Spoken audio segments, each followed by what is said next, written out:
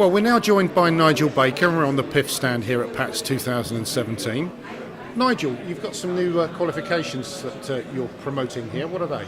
Absolutely. Our view is that the industry does need qualifications, and we've been working with City and Guilds on two new ones, which aren't necessarily our mainstay way of operating, but one's for dog walkers and one's for pet sitters. These are level 2 qualifications and are designed really to give the people out there who go into that type of industry an edge and to have a qualification and understand a little bit about what's needed, and really to stop some of the people out there who are dog walking and may not know enough about what to do if a dog escapes or something else like that, or how to transport dogs, or what to do with an owner that's not around, etc. So it's really giving a whole raft of knowledge about the industry that probably they haven't had before. And I think that will just try and professionalise an industry which lots of people are going into. So in terms of actually getting the qualifications, what's the process that people will go through? Well, at the moment we've got two of them running. We're going to run one in Bedford as a trial, and then we're going to run one down at Hadlow in August. And really, if people want to do it, they should contact us, and then we're going to put names together and try and run them in various areas where people want to do them. So that's the plan. You mentioned Hadlow there, Nigel. We've seen recently a press release about the fact that you're doing some work with them on reptiles. Can you give us a bit of a background to what's happening there? Yes, we have a great relationship with Hadlow College. We started down there about 2 years ago with the grooming school, which we run jointly, and we manage it for Hadlow. And we've been talking about then about other things that we could do down there.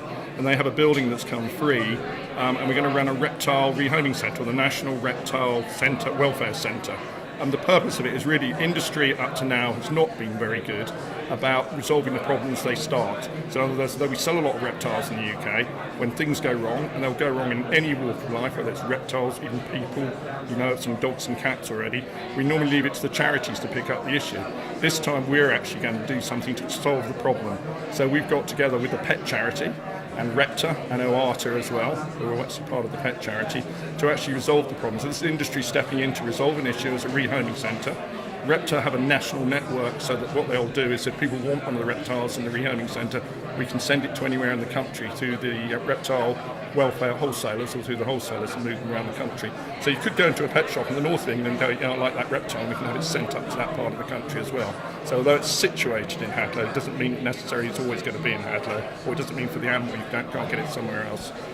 Nigel, that's something that's obviously happening now. When's that going to open? It's going to open hopefully about June, and the other good thing that's happening with that is obviously accompanied with Hadlow College is the students are going to be involved, and we're going to be doing research projects to try and understand why the animals arrived there in the beginning, where they come from, and what the issues are as to why people aren't necessarily looking after them in the best way they can do.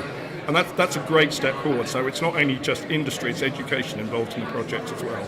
So we're looking actually to resolve a problem. And if actually we did resolve the problem and no reptiles needed rehoming, we would shut the charity down, or that side of it down, which would be a first. So we're not trying to proliferate a problem.